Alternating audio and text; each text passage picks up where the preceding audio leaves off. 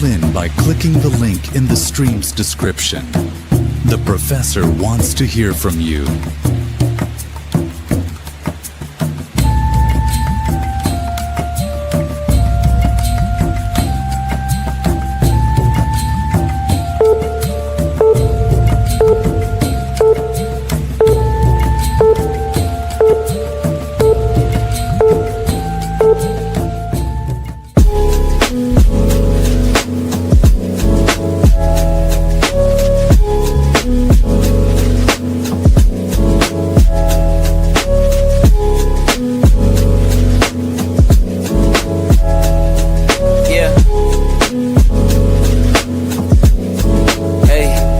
Beginnings on the cusp, not too old to adjust. Old dog, new tricks. Remember, I was just a pup, something dirty in my cup.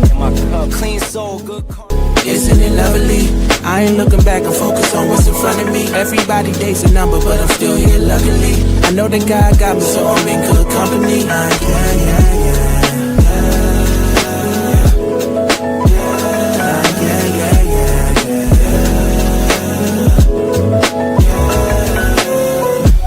Isn't it lovely?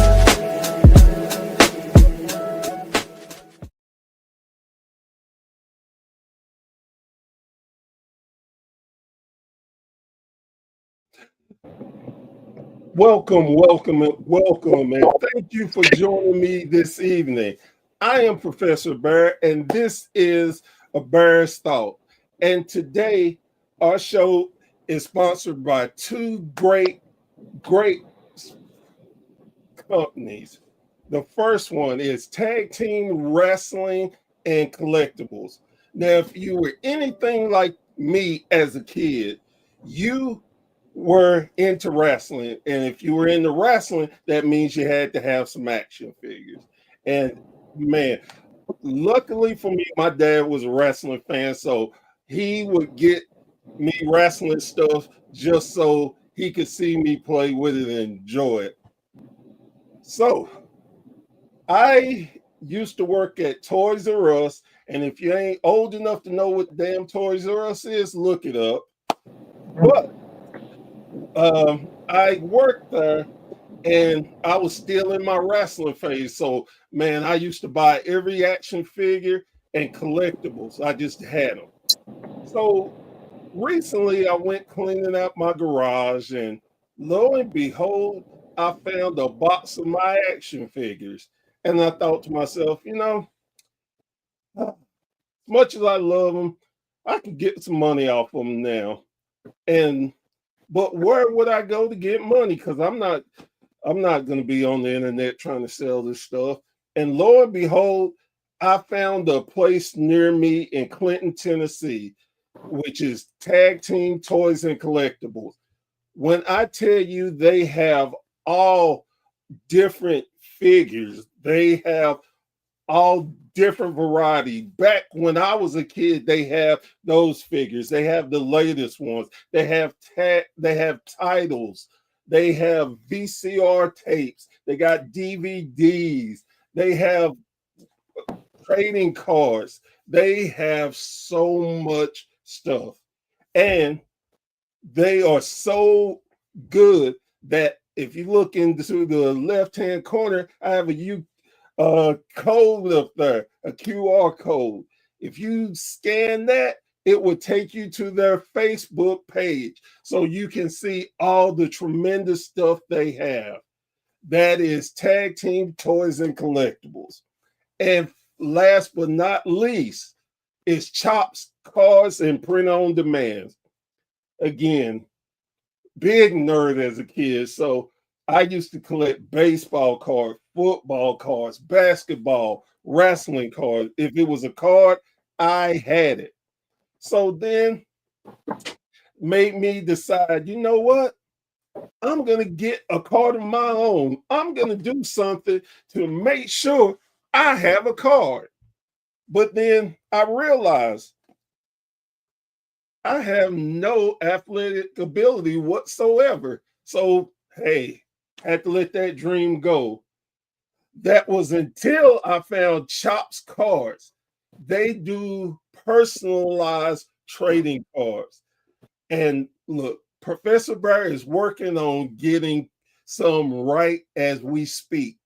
You can get 18 personalized trading cards for $50. Yes, $50. That, man, how can you beat that? Well, Professor Bear is going to tell you how. If you use my code BEAR15, you'll get 15% off your entire purchase. Yes, 15%. That's Chops Cards and Print on Demand. Your number one for personalized trading cards. Now, again, if you watch my show any time before, I always tell you I have special guests because they are special to me for one reason or another one. This particular gentleman, he was able to do something for me that I never thought I would be able to ever live out being a wrestling fan. I got to come down to his training center and actually see training. Now, I could have got in there, but hey, I didn't think he wanted an ambulance, so I didn't do it. But this gentleman, he had treated me like family from the first time he's met me. He actually allowed me and my team at WSN to come in and do some wrestling angles. I got to get in the ring for the first time, y'all. Not just any wrestling ring. It was all cage matches. I got to get in the cage. And not just any regular cage. It was a TNA cage. This gentleman here, I think of as family because of the way he treated me and my team. He's just been so great. And this is the outlaw, Jason Bruce. Jason, man, how are you? I am wonderful, man. I am glad to be back on WSN and the Bear Society. Like, man, I'm excited, man. Been a little while. Glad to be back, man. You know. So I always start the show off with this question: what got you into pro wrestling? Man, just the love of it, man. I've been watching wrestling since I could watch TV. I'm 36 years old. March will be 21 years that I've been in the business. I started when I was 15 years old, as training and stuff like that. I grew up, in the Attitude Era, but I consider myself a historian. I watched a lot of like the Sportatorium, the Von Erichs, and the Freebirds and stuff like that. But man, I just fell in love with the entertainment side as well. Like, of course, I'm an athletic. I'm an athlete. I played football and stuff like that. But getting to combine both entertainment and athleticism and stuff like that, I fell in love with. And it was like when I first started, like, man, that would just be a dream just to get in the ring. Like you said earlier, just getting that time. And man, I remember being a freshman in high school. They had those career classes. Firemen come in as guests or whatever. And one day I heard we had professional wrestlers. And I swear I was a class clown. Like, I was a class clown. I was always late to class. I was early to this class because I heard we had wrestlers. And lo and behold, to get in there, they're showing us everything, and they're just local indie talent, which I did not even know was a thing. Like, we know WWF, we know WCW, and if you were a real wrestling fan, you knew NWA. Yes. Or AWA, or Midwest, stuff like that. But that was about it. You didn't know that there was just these local indie shows. And man, I got in. They showing us everything. Then they start, well, who wants to come up and take a wrestling move? This guy right here. And that was all she wrote. I was there 2 weeks later in practice. Oh wow, So, that is pretty cool. yeah. So starting at 15, Hmm. you so immediately you knew this was it. Nothing else mattered. It was wrestling. Oh yeah, yeah, yeah. I knew that was going to be it. Like I knew I was going to do it. Once, well, I say that. Once about my second weekend, I questioned myself. I said, "Man, this is tough. Like it is not made for everybody. If it was easy, everybody'd do it, True. and it is not. I questioned it a little bit at first, but really, when I got into the ring in front of a crowd, that is when I knew, okay, I'm doing this as long as I can. Like that's when I really knew. Like like I said, I played football. I was in athletics, played basketball, baseball. I was an all around athlete. So the physical side of it, I got picked up. I would say pretty quick. Being my age, I didn't get to do a lot of in ring stuff till I was about 16 in a show. I got into a battle royal at 16 years old, and I slid in like Royal Rumble, battle royal type style, and I slid in, and I got kicked right in the gut by this gentleman named Kid Carson. And you know the name? Yes, I do. Yeah, old school WCW all over. I slid in, and I had met him. I met Kid, several times before, and I slid in. I got kicked right in the gut, and I went, "All right, time to take your licks, kid." But just hearing that crowd, like when you come out of that entrance and just feeling off that adrenaline, it is a high that you will never feel anywhere else. Like it was amazing, and I was like, yeah, I'm in love. I'm hooked. I was an addict at that moment. I, So, it's so amazing that I can actually say I understand that after the one appearance I had, because I've heard so many times people like, yeah, you'll get tunnel vision. I'm like, yeah, okay. yeah, That's exactly what I got. And it was yeah, like, out of body experience. it was like you said, just the greatest adrenaline rush that I can ever remember. Mhm. It is crazy. So, with you loving wrestling, who was the wrestler that spoke to you the most when you were a kid? Oh, so I am. You've met you, me and you. We've known each other for a little while now. I am a talker. I am. I'm big on entertainment. The Rock, Stone Cold, and probably my biggest one, Shawn Michaels. If you can get on the mic and you can talk and you can grab me, I'm there. And those guys would grab you. Ric Flair was another big one. Man, his Rick's promos were awesome. Um, actually, I'll add a fourth because I could add a bunch more. But I'm a fan of different style of promos. The one that always spoke out to me because he talked real soft like this, but he grabbed you and he intimidated you, and that was Jake the Snake Roberts. Oh yeah, His promos were some of the best out there. it it is one of the things that when I listen to anyone talk about promos, there's always the Jake the Snake fan Oh that yeah, just it was the psyche that yes, that just drew me for him because Mhm. like you said, he didn't have to yell.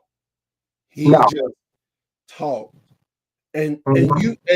and if you didn't get some kind of emotion from that interview, something Mhm. was wrong with you. Exactly.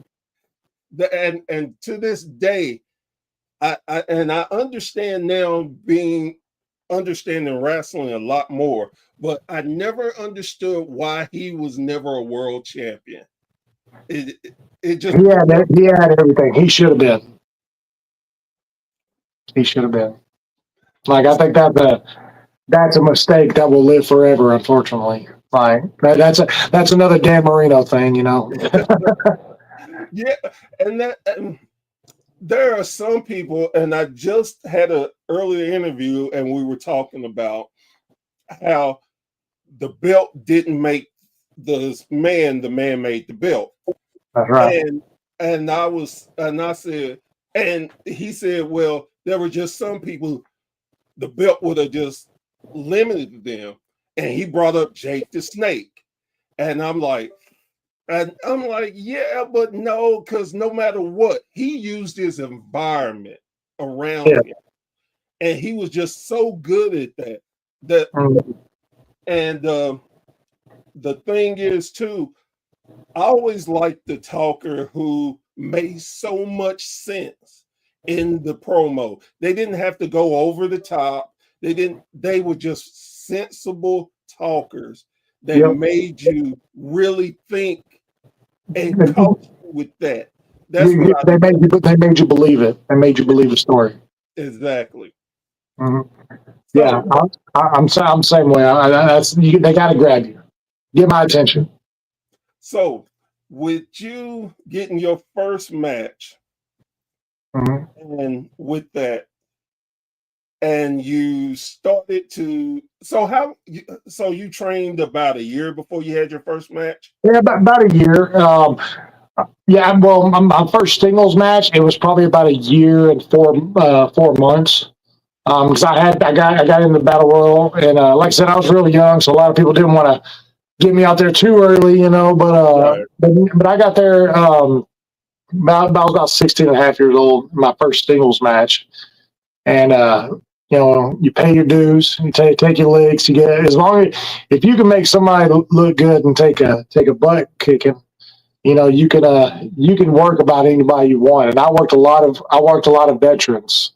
You know, that I you know, really adored, and you know, and that taught me a lot. And I just go in there, and they were on their way out, but it was my job to make them look good before they went out, and I felt I did a good job of that, and that was how I got booked a lot early on. You know, like they was like, man, we got to get this guy. He can work with anybody, you know, and I did. You know, I was 6 foot and 230 pounds all through high school. So, you know, I was already, I was already like, I was kind of on the slender side. You know, I didn't have a lot of muscle tone, but I had a little bit, you know, and so, but I was 6 foot. You didn't get a lot of 6 foot guys around. Right. So I could work with anybody. You know, I worked with big guys, a lot of big guys, a lot of shorter guys that were stocky, a lot of small guys, you know, so I got to work with anybody. And yeah, I learned a lot doing that. So, with someone who's never been in the business and they want to get started, what would be your first advice for them to do? Man, people don't realize that there's a training facility in almost every state for wrestling. If not one, multiple. Texas, I know, has probably 10, I think, including ours. But find your local one, and if wrestling's something that you truly love, and you go to a facility, don't get discouraged and don't give up if that school is not the fit for you. If this is something you really love and you really do have a joy of it, you know, and something in your heart, don't give up on it. Because man, there's a lot of guys that I know that they trained at one facility and it just wasn't for them, and they was like, man, I just can't do it, blah blah blah. And they went to another facility and they soared, and then year or two down the road, I'm looking and they're getting booked at this place and this place and this place, and you know that you have to mesh good with your trainer. You have to mesh good with your facility. You know, and that's the thing is, if you really love this business, you're going to find a way how to do it. Like, so find your most local places, and then if you got to go a little bit further to find one that you really love, do it. Like, because this business, man, it is a hard business. I'll say one of the hardest business to be in. There's a bunch of bumps and bruises and breaks and stuff like that, and a lot of drama. It's just wrestling is. I promise it's in the ring and it's out of the ring, but it is one of the best businesses you can ever be a part of. So, how old were you when you won your first title? Let me think. That's a lot of years. I think I was 17 or 18, and I was a tag team champion at the first one. I didn't win one of my first singles title until I was 22, I think, 21 or 22. And then I had a grasp for tag team when I was young and first getting into business a lot, because I'd get partnered with some older guys and I'd go in there and take the licks with them, and then they come in there and look all good, Right. and win the match for us, whatever. But tag team really grasped me at an early age, and then I got into once I started learning a little bit more about the business and the psychology in the ring. I really started getting more into individualism and single titles and single runs and stuff. And I learned a lot from that run, and that's what I did most of my career after that. After my early on tag stuff was a lot of singles, and I've lost count on how many single titles I've had. So I'm not saying that's not a flex or anything like that. It's just I've had so many in the indie series, like I've been blessed, Right.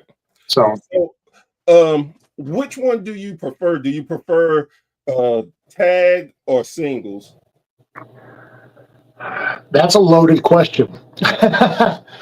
So it all depends on your partner, and when I say partner, it's usually the guy across the ring from you. I've had some great opponents that I love working in singles matches, and I will. That's a night off, like I know I can get in there and I can have a 5-star match with this guy, and just be like, all right, let's do it. Later in my career, I have found a newfound love for tag wrestling, but the thing about tag wrestling is it's an art. There is an art to tag wrestling, and you have to have a different smartness about it. I've been in the tag scene a lot more, and I've got a partner that I just thoroughly enjoy, and I think it's because it's an actual 50-50 partnership. Instead of being in my younger years and just going in there and taking the heat, kid, and now it's a true tag team, and me and the juicy one, Joe Angelo Garcia, we're having a blast in our tag run. We have 3 tag championships right now, out of 3 different promotions. And then I have 1 individual title right now.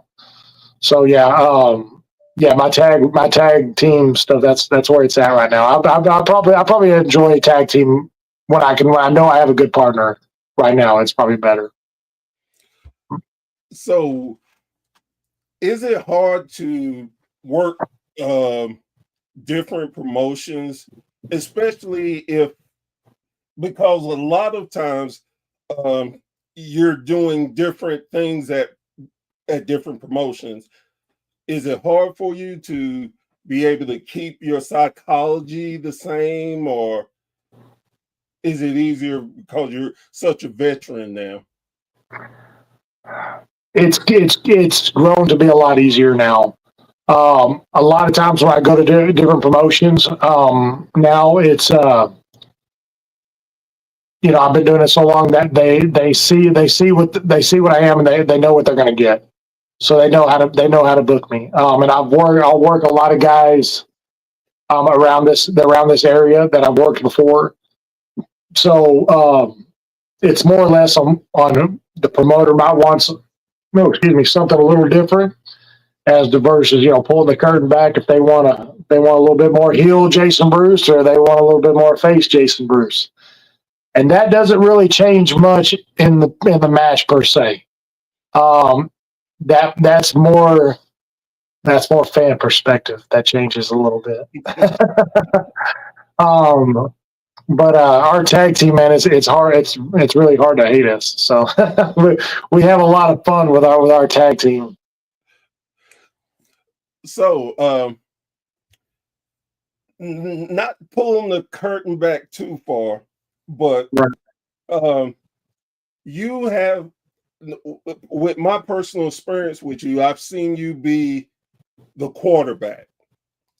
Do you enjoy being able to set up and give directions for these guys, especially the younger guys? Do you like that role you put in? I don't not like it. It's definitely it's still a new thing to me. I didn't know I was a veteran for the longest time. And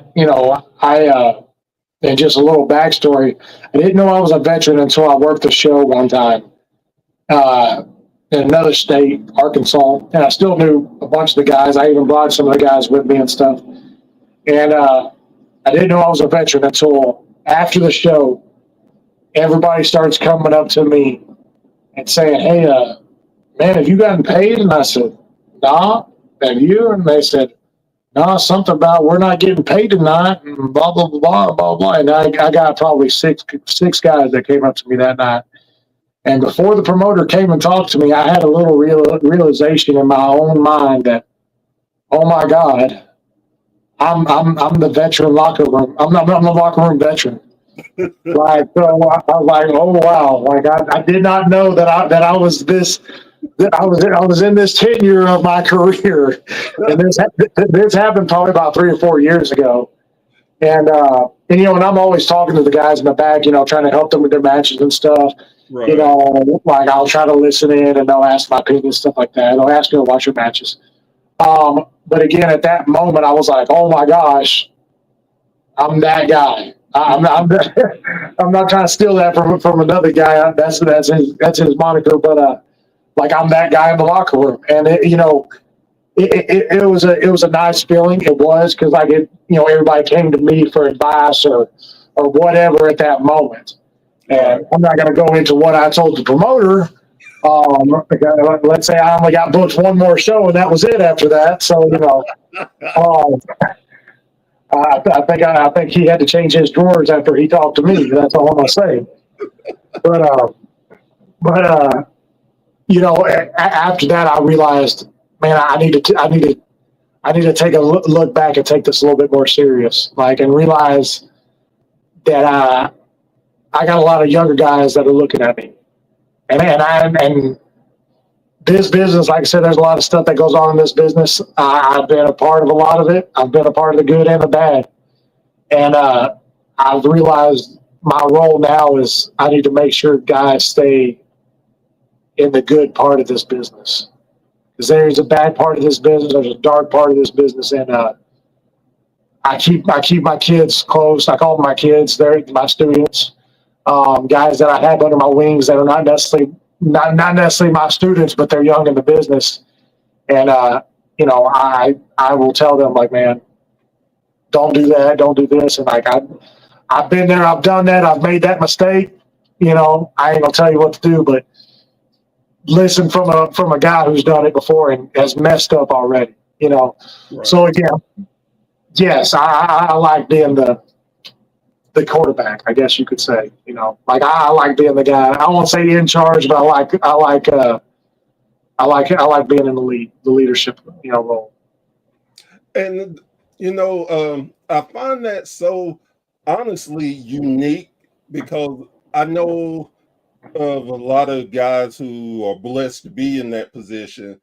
They do it, but they don't necessarily like it.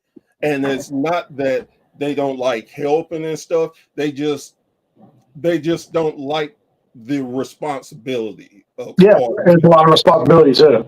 Yeah, but that I could tell that just sitting back watching you, and the chances I got, it's just like it seemed it came natural to you. And like you said, you try to watch out for people. And I tell anybody, you're just a good person, and it bleeds into everything you do. Even when you're a heel, you have that that you're not the Tully Blanchard heel that you just want to punch in the face. It's Right. that you have that heel like, yeah, I'm gonna kick you in the face. And I'm gonna enjoy it. Yeah. I've always said it because I've gotten booked and I've gotten booked by guys that are like, well, can you work heel? And I'm like, well, I can work heel. I was like, but I was like, no, that my heel work it usually ends up getting liked because I'm the bad guy that everybody likes. You know, like I'm not trying to compare myself to Stone Cold Steve Austin by no means. Like he is to me one of the Mount Rushmores on my list, but I am that aspect. I'm a bad guy that everybody loves. I will slap my boss if I don't think it's right. You know, and people always want to slap their boss. You know, Oh, yeah. so. So with you doing the training and stuff, Mhm. is that the next level to what you want to leave in the business? Because there are some people that are great trainers, then there's some that can't train, but they're better at psychology work. Then there's some that take to promoter who are better promoters. What is your if wrestling ended for you today? What would you want to leave as your legacy? So definitely the training side. I definitely love being able to teach the guys that are going up into this business. But I've gotten a feel on promoting side as well, and I love promoting. I love booking, and I love storytelling. So at the end of the day, that would probably be a lot of my passion, and it would go hand in hand with the training as well. So yeah, a little bit of both. Um, I definitely, I want to not necessarily leave a legacy behind, but I want to see guys succeed, and I want to see that. I want to say that guy right there. You see that guy? I made a difference in that guy's life. I made a difference in his career, and and he's going on to be one of the greatest of all time, and that's what I want. So like, and I would like also to like maybe that recognition of that guy. He was trained by Jason Bruce. That's where that guy came from. Like you go back and you listen to some of these guys who were trained by uh, some of the older school guys, and they usually always bring up their trainer.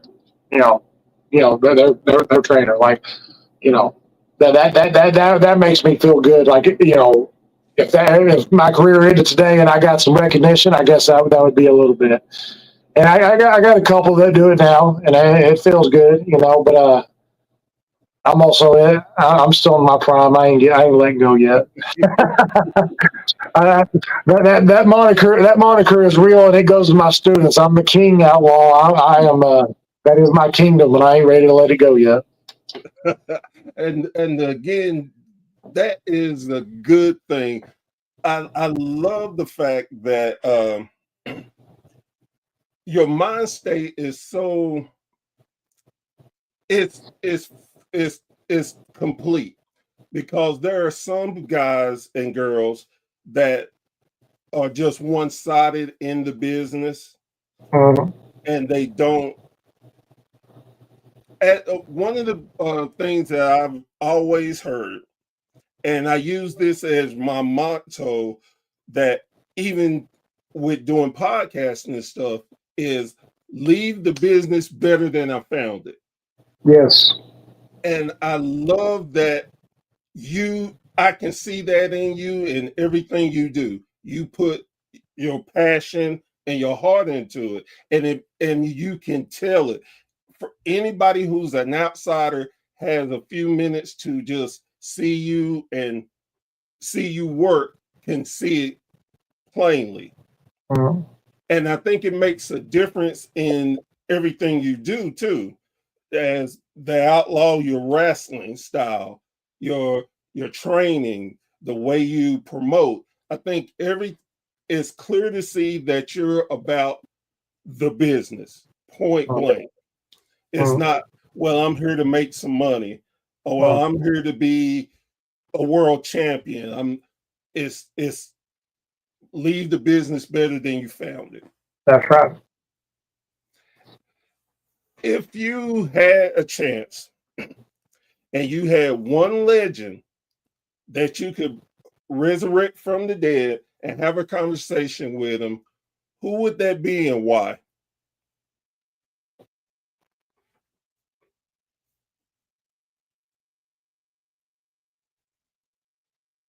Mm. That's a good question.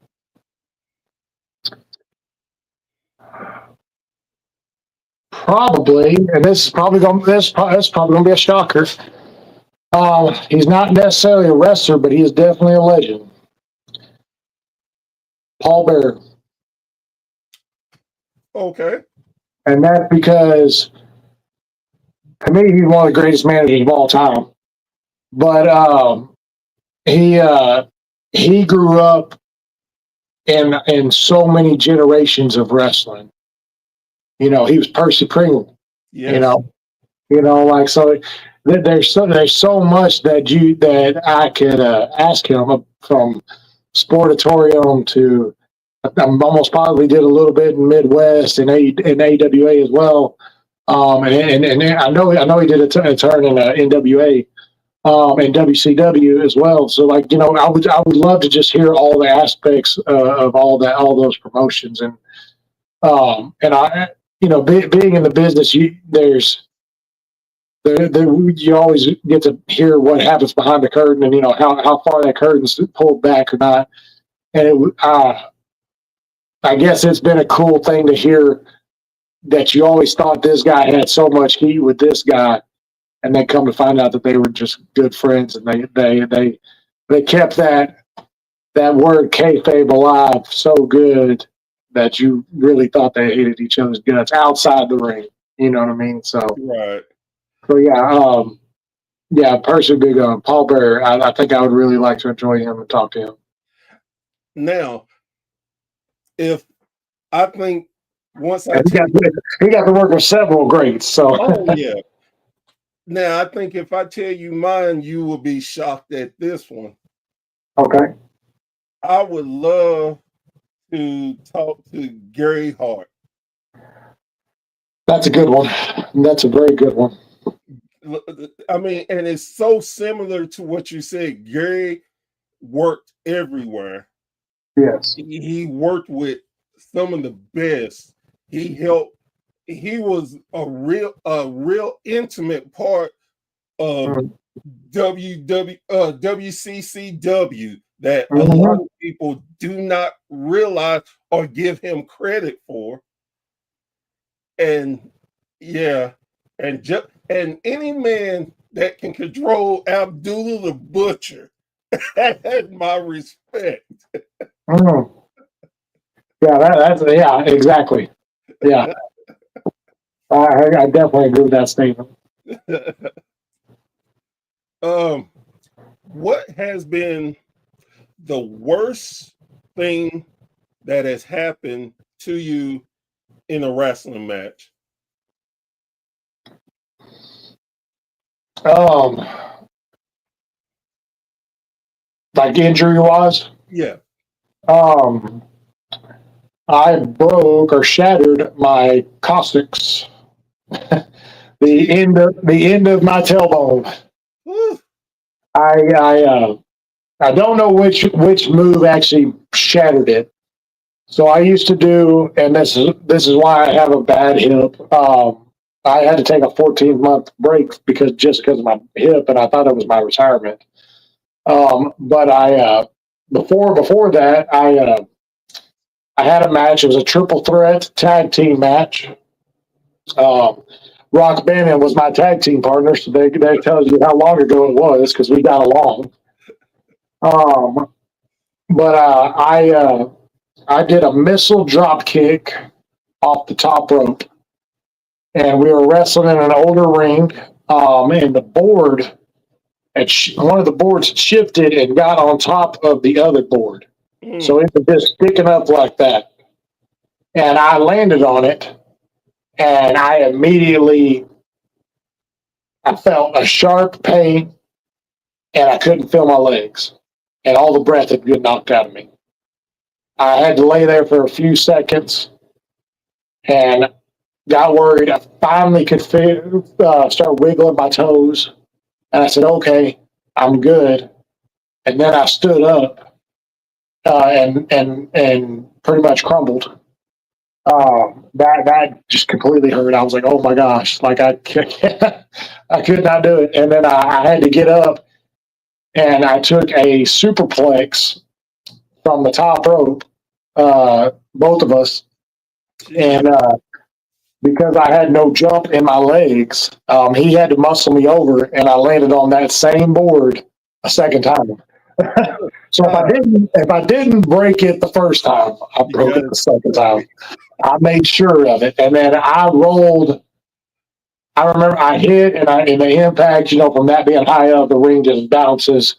And I remember hitting and then bouncing, and it took me. I think I bounced twice, and I was able to get to the outside of the ring, and I hit the ground. And there was one referee for that match. Well, I'm laying down and I'm throwing the, eggs. Well, he is still in that match, and he is not seeing me. So no fault of his. He's doing his job, and I'm on the outside of the ring. But once I hit that superplex, it took me about 5 minutes before I could feel my legs. And I was in a lot of pain, but I couldn't feel my legs. I got help to the back. I got help to the truck to go to the emergency room. Like I said, it took about 5 minutes before I could start feeling my legs. But once I got into the emergency room and all the adrenaline started wearing off, I just felt immediate pain in my back and my tailbone, and it just kept putting pain down my legs as well. I guess all the nerves and stuff connected to it, and they did X-rays, and that's what they found out is I shattered my end of my tailbone. Jesus. Yeah, it was a very scary thing. I took. I was supposed to be off, I think, for about 3 or 4 months, I think is what it's supposed to be. I think I had my first match back after that in about 6 weeks. So it's hard to keep me out of that ring. I've gone through not a whole lot of injuries, but I've had a lot of shoulder injuries. I've torn some ligaments in there and stuff. And then my hip, like I said, I took a 14th month hiatus for my hip. I have arthritis in both my hips. I had a procedure done to one of them that bothered me.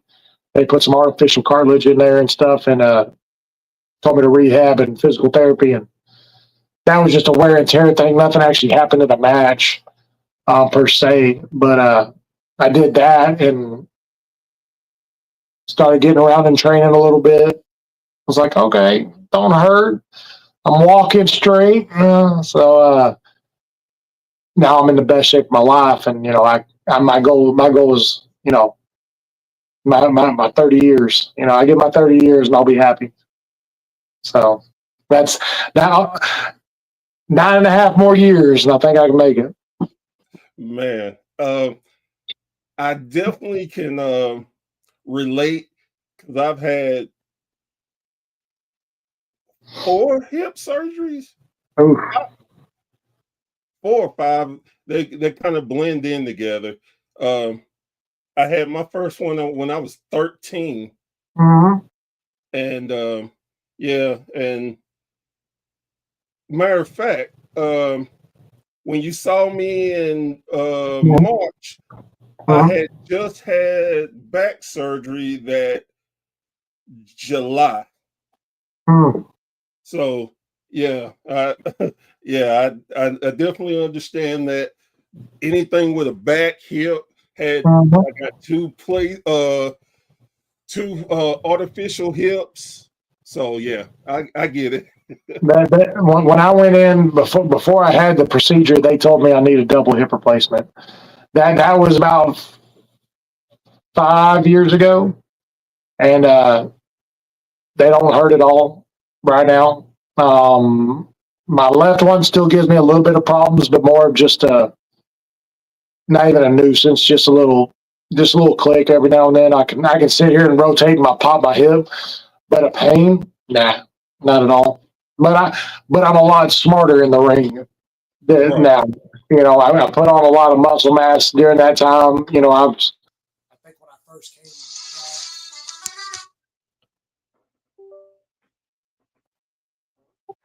I got down to about 250, and then I gained. I fluctuate right now between 280 and 290. So I gained, 30 to 40 pounds of muscle, and I actually have to work big man now, and then that was a little different for me because I was always thought I was, too quick to be a big man athlete, but now I have to be smart in the ring. Yeah, definitely. So So, who is your who is your Hulk Hogan to your Roddy Piper?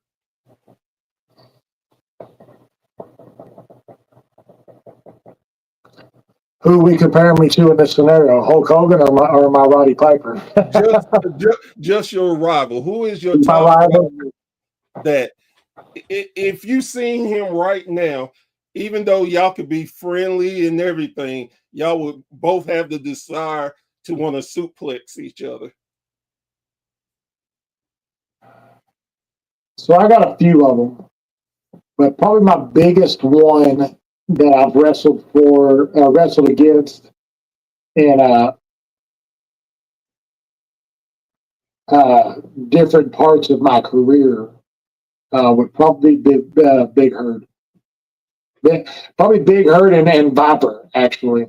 Um, Viper was one of the guys that he had been in the business about 2 or 3 years when I first started, and I got to look up to and kind of went under his wing a little bit as well. And I've had a lot of matches with him. First starting out and then now later into my career and stuff. And I know he doesn't got a lot more. He doesn't have a lot left, but he's in great shape still. But every chance I get to work with him, I do it. With Viper. Big Herd, he's a little bit older than me. He's been doing it about the same amount of years as I have, maybe a year or two longer than me.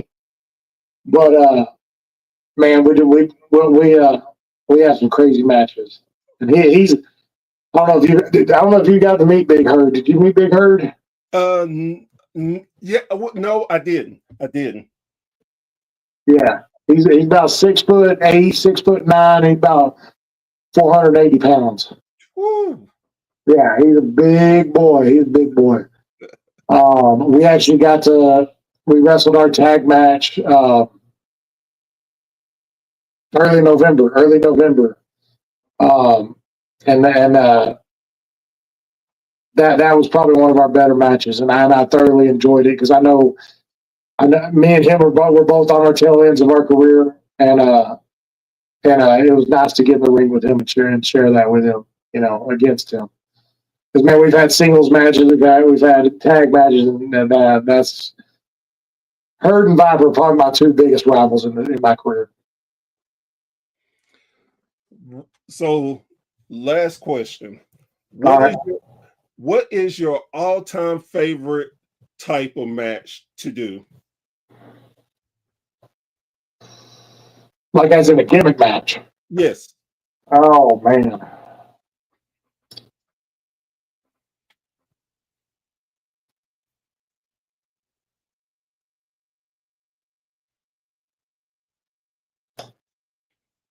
Probably,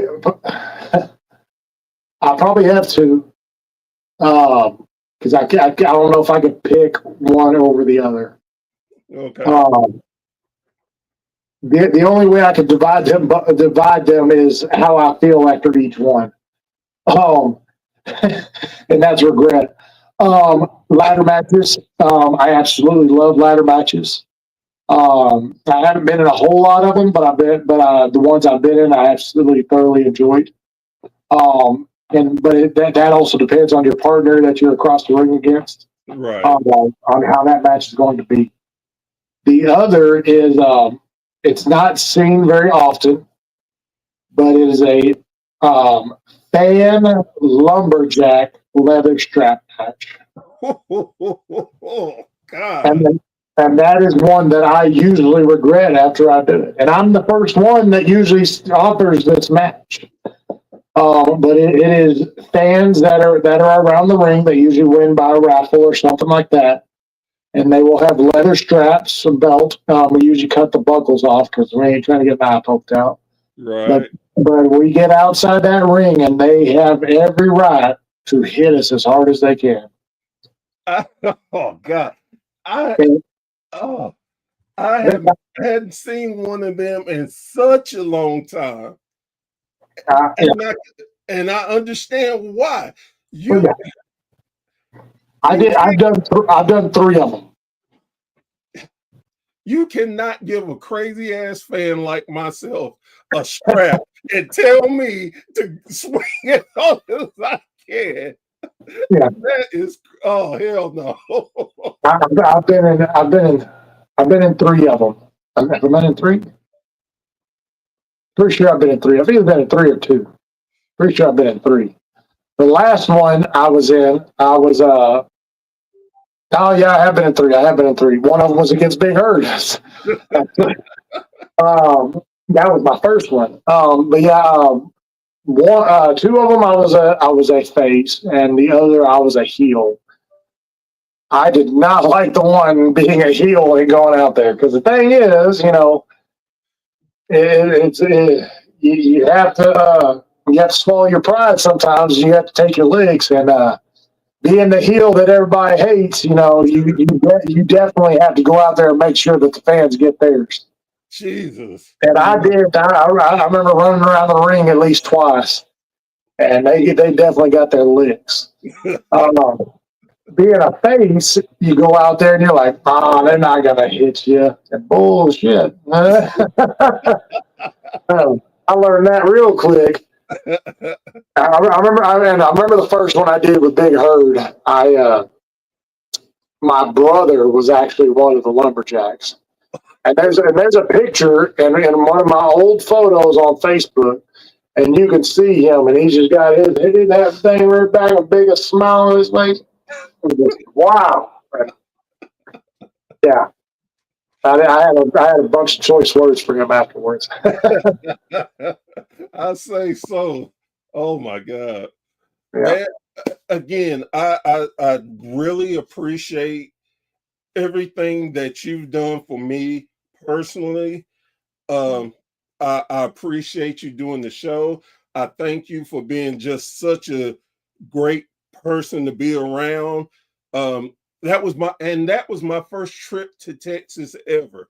So it was such a great experience. And everybody was just so kind and sweet. And again, I said it before and I say it again. You made that little kid in me so happy that I can say I experienced something in wrestling that I never ever thought I would be able to. And it's special. It's up there into some of my best moments in my life, and I will always remember you for doing that for me. And I appreciate you. Anytime you want to be on the show, if you need anything, if any of your trainees you want them to be on, anything you need, brother, I am here for you. And again, I appreciate you so much. Absolutely. I appreciate you, man. All righty. Yeah. Guys, girls, thank you so much for joining me for another great episode of A Bear's Thought. As I always say, two things. One, go support your indie wrestling. You never know who you are going to give great support to and where they're going to go from you being that great fan. It is so, I tell you from experience, you get to meet wrestlers, you get to come out with money. I know that's crazy nowadays. You get to, get to meet heroes, bringing your kids and giving them a life, giving them something they can look forward to and be remembered for a lifetime. I'm telling you, it's great.